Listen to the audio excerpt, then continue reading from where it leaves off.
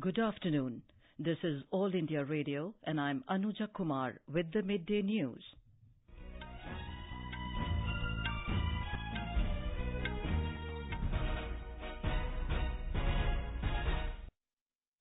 The headlines.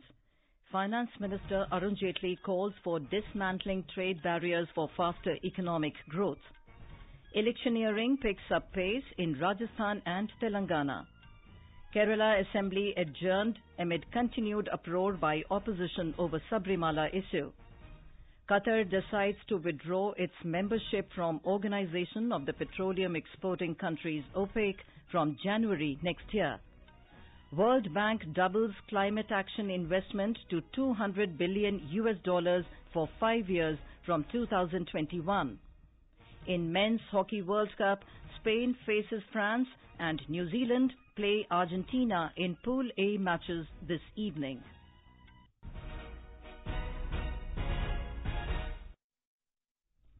Finance Minister Arun Jaitley today said global economy needs to cut down trade barriers. He was addressing the 80th session of the Policy Commission of World Customs Organization, WCO, in Mumbai through video conferencing. Mr. Jaitley also called for open borders, saying trading across national boundaries is an economic imperative of the times and that barriers to free trade should be dismantled. He said it is in the larger interest of every country to make sure that trade barriers are brought down to the extent it is possible. The comments come amid growing concerns over tariff wars across the world. Mr. Jaitley reiterated that nations across the world are now realizing that increased trade helps not just the global economy, but also their own economies. He also affirmed the Centre's commitment to improving trade facilitation across borders and adopting the best practices across the world. This itself is evident from the fact that in the last few years, whereas our ranking in the ease of doing business in the last 4 years, in the World Bank's ranking has come down from 142 to 77, a record movement of 65 positions in a short period of 4 years itself. One of the areas which was marked with considerable importance itself was facilitating global trade. Trading across barriers, we were ranked 140 amongst the 190 nations just a few years ago. Campaigning is in full swing in Rajasthan and Telangana, going to polls on the 7th of this month. Prime Minister Narendra Modi will address a public rally in Jodhpur this afternoon. BJP President Amit Shah is campaigning in Mewar and Hadoti regions. In a public meeting at Chittorgarh, he said Congress is dreaming to be in power in the state this time, but it will remain a dream only. He said BJP will retain power in the state on the strength of the public.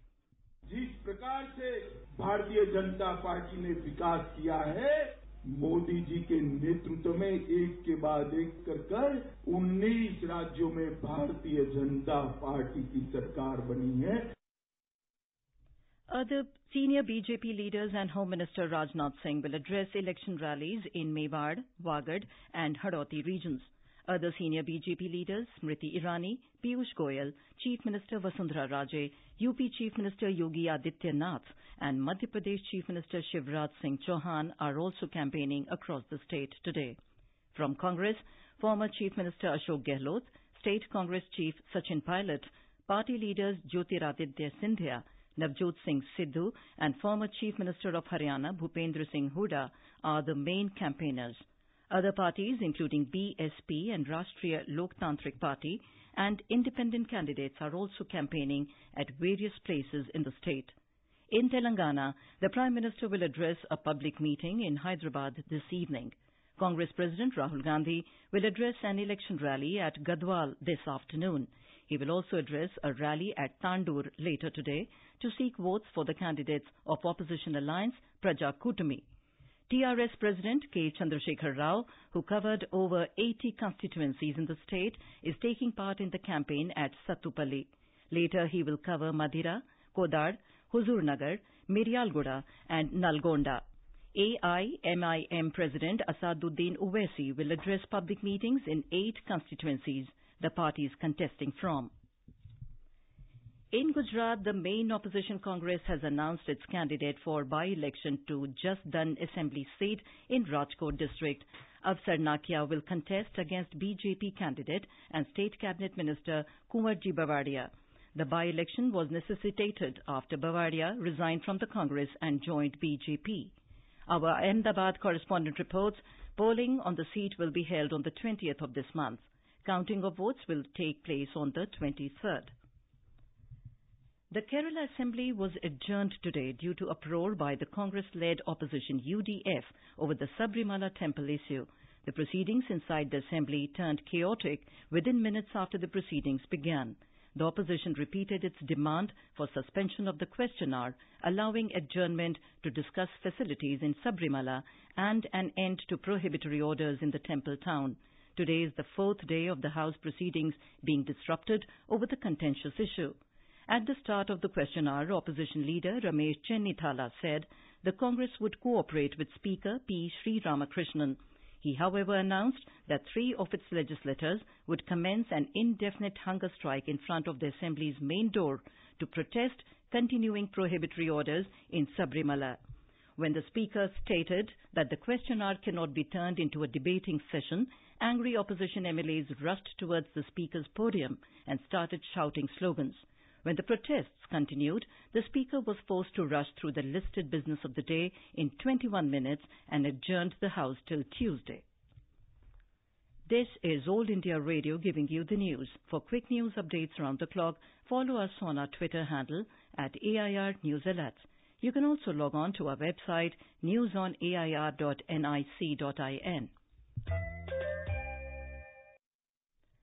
The Supreme Court today deferred the hearing on a plea filed by Zakia Jafri, challenging the clean chit given by the Special Investigation Team, SIT, to the then Gujarat Chief Minister Narendra Modi and several others in connection with the 2002 Godhra riots. A bench of Justices A.M. Khanwilkar and Hemant Gupta posted the matter for hearing in the third week of January. Zakia is the wife of former Congress MP Ehsan Jafri, who was killed during the riots.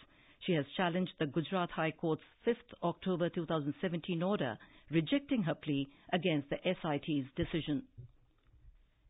The Supreme Court today directed the Maharashtra government to submit before it the charge sheet filed against arrested rights activists before a Pune court in connection with the Koregaon Bhima violence case.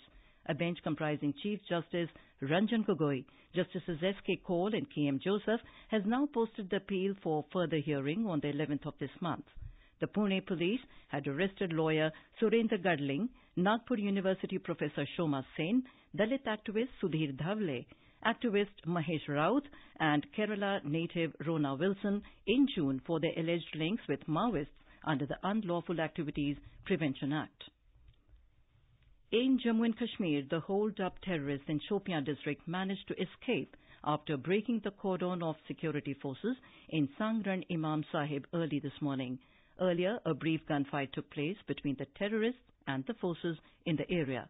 Security forces had launched a search operation on the basis of an information about presence of terrorists in the area. As the forces zeroed in on the suspected place, the hiding terrorists opened fire, triggering a gunfight. At least 2 to 3 terrorists were believed to be hiding in a residential area. Navy Chief Admiral Sunil Lamba today said Indian Navy has so far thwarted 44 piracy attempts and apprehended 120 pirates. Speaking to reporters on the eve of Navy Day, Admiral Lamba said, as regards Navy's commitment to thwarting piracy in Gulf of Aden, it remains committed to curbing this global menace. Since 2008, 70 Indian naval warships have been deployed, which safely escorted over 3,440 ships with over 25,000 mariners on board. Gujarat Chief Minister Vijay Rupani has ordered the State Home Department to investigate the paper leak incident for the recruitment of Lok Rakshak. Mr. Rupani also announced that cancelled examination will be conducted again and all candidates will be paid to and fro fare. Earlier, the Gujarat Police Recruitment Board had cancelled a written exam for the recruitment of police constables after the paper had got leaked.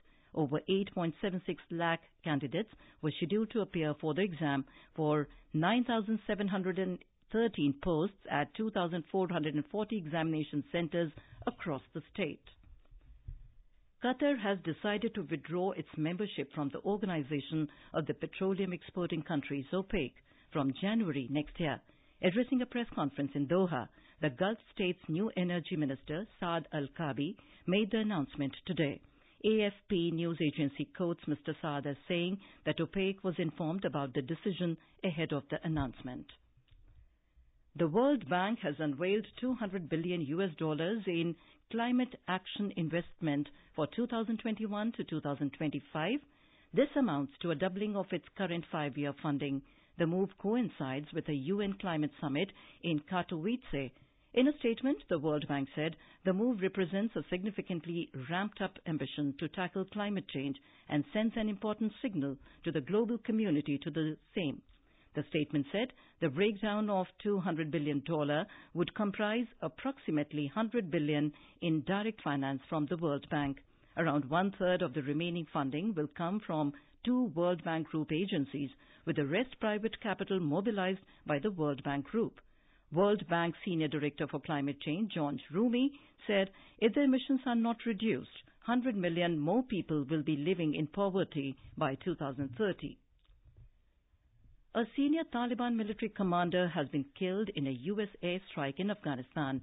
A spokesperson of the Afghan Interior Ministry said Abdul Manan, who was the Taliban's shadow governor in the southern Helmand province, died of injuries sustained during the airstrike late yesterday evening. Manan's death was also confirmed by the Taliban, who in a statement described it as a big loss for the group. Abdul Manan had led Taliban's expansion over the opium-rich province of Helmand in recent years. He was on the blacklist unveiled mid-October by the Riyadh-based Terrorist Financing Targeting Center. Today is the International Day of Persons with Disabilities. The theme this year is Empowering Persons with Disabilities and Ensuring Inclusiveness and Equality. Vice President M. Venkaiah Naidu will confer the national awards today on individuals, institutions, states and districts for their outstanding achievements and work towards empowerment of persons with disabilities. Today is the 34th anniversary of Bhopal gas tragedy, the world's worst industrial disaster. Over 15,000 people were killed after methyl isocyanate leaked on the intervening night of December 2nd and 3rd, 1984, from the pesticide plant of Union Carbide India Limited in the city. More than 5 lakh people were affected due to the toxic leak.